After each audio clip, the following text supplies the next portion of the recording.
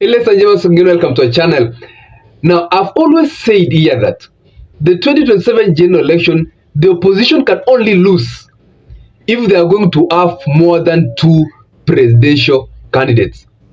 This if we are going to have various people, the various principles, disagreeing to produce one flag bearer and then going to the direction of having several presidential candidates from amongst the principals in the opposition. And I was reading a tweet that Senior Councilman Nasir made, and to some percentage, it highlights what can happen if the opposition splits their vote. And this is what I want to read for you. And that tweet says that to understand the chaos unleashed on Kenyans and the disparate cries from Mount Kenya politician, that's Honorable Rigathi Gachagua and Honorable Kabando, that President Ruto should not contest 2027 election. One has to appreciate how lopsided the contest looks like today. If we go to the election now, we'll most likely have a repeat of 2002. Ladies and gentlemen, remember what happened in 2002 where Kibaki won that election. See this: NFD, Coast, Rift Valley, Luo Nyanza, and I think he's talking of Luo Nyanza because of the fact that Kisii region was already supporting Fred Okengo Matiangi to the fullest, and actually Kisii region is likely to even produce 2 presidential candidates. That's Matiangi and Maraga. Now, Kisii, Luo Nyanza Western, with a single presidential candidate, His Excellency President Ruto, versus Central, Lower and Middle Eastern, Kisii, with 4 presidential candidates. That's Honorable Musyoka, Matiangi, Mother Karua, CJ Maraga. It's not rocket science. Things are relevant for the opposition, task chaos on the political strategy. President Ruto's opponents should man up and prepare themselves for the 2027 election. The mayhem they periodically unleash on Kenyans is unacceptable and won't win the hearts and the votes. That's what Senior Council Ahmed Nasir says. And I want to some part agree on, especially on the division part, because President Ruto is a very intelligent politician. As much as things are not working for him right now, a lot of questions, a lot of demonstrations have been happening, but political strategy is a smart political strategist. That one is a fact that you cannot underrate. And just to think that President Ruto will just sit and wait the opposition in 2027 to fully unite and run against him is a bit somehow we must think further, because President Ruto will ensure, because, and this is the card I've always said, that the card that they are waiting to unleash, the split of opposition.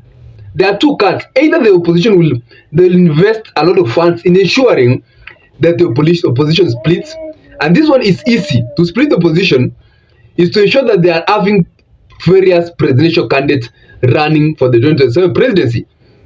If you are going to have Matiangi running for presidency, if you are going to have Kalonzo running for presidency, if you have Mother Karua running for presidency, then it automatically divides the voting block of the Mount Kenya region, the voting block of the Kisii region, the voting block of the Eastern region. Then the opposition will be very weak. And that's why they are talking about what happened in 2002, where Kibaki won that election. Ladies and gentlemen,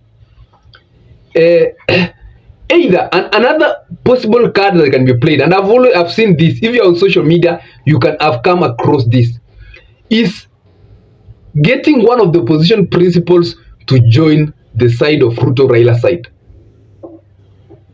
If you get, maybe for example, Kalonzo Musyoka shifting sides to the side of Ruto side, that one will complicate at least the matrix for the position. But that one cannot work perfectly well, because Kenyans now are very intelligent, Kenyans are very smart, and the fact that Kenyans have been following politicians is coming to an end. Kenyans are making decisions on who they want. So even if there will be a switch of any candidate from the opposition to the government side, then Kenyans will a good percentage will refuse to shift with that candidate. Previously, we have seen where Raila Odinga moves to one direction and his followers are following. We have seen where Kalonzo Musyoka is shifting, his followers are following. But as we're speaking today with the challenges, especially the Gen Zs are bringing upon, then even if a principle shift, it won't perfectly work, but it will eventually weaken the opposition. Aden Duale was speaking, was it in Kisumu, and they say that the Pentagon, the 2007 Pentagon, is returning back. Is in the midst of they are in the midst of signing the 2007 Pentagon. Whether this they had president, they had Raila as their flag bearer at that time. President Ruto as the flag, the deputy, the running mate. We had Mudavadi, and we had a lot of people in that Pentagon that made Raila Odinga win that election. And if they are going back to the Pentagon, the biggest question is, will Kenyans from their strongholds support their cause? Because this time it's going to be President Ruto, maybe a running mate from Luo Nyanza, and it cannot be even surprising. You know, politics is very funny. It will even not be surprising to see Raila Odinga becoming the running mate in that coalition. It's something very possible. Or being created for the prime minister position. Then they're going to bring the likes of Mudavadi, Wetangula, and all those on board. Ladies and gentlemen, and I've always said, should it not be Matiangi, should it not be Kalonzo, should it not be Rigiji, they can even use all possible effort and get Natembeya on course. If they get Natembeya on their side, then it automatically means that the Western, they will have got a good percentage of the Western region. Because if you have Mudavadi, you have Wetangula, you have Natembeya, then you have people who speak for Western region. And if they are going to give, let's say, they give the running mate to Natembeya, it's very possible. President Ruto gives the running mate to Natembeya, creates a prime cabinet position for Raila Odinga. Then that coalition, you cannot underestimate its fact or its numbers in the 2027 general election. And that's why it's very important that the opposition should not split at whatsoever cost. If you're going to have Kalonzo Musyoka and Matiangi running for presidency, then we say Mother Karua runs for presidency. There are some people in the Mount Kenya region who will feel that they don't have either president or they are not given the running mate, so they will support their own, and that's Mother Karua. And with how we've previously seen how highly contested these elections are, you cannot underestimate any votes. Should it be even 200,000 votes? Should it be even 300,000 votes? You cannot underestimate with the fact that President Ruto won the 2022 election with just a margin of 200,000 votes.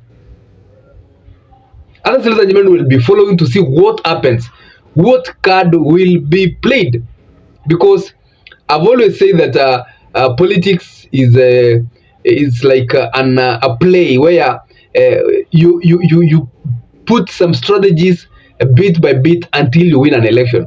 You keep unleashing strategies bit by bit. You keep playing your cards, and every person in the political side has his cards to play. And that's why in the near future we're about to experience a lot of surprises, a lot of things unveiling. But I've always said that one person who can save this country is Raila Amolo Odinga. Should Raila Odinga wake up one day, as many of us know him, because an old man can decide anything at any time. Should he wake up one day and decide to run for presidency? Should he wake up one day and say that now he's supporting somebody different?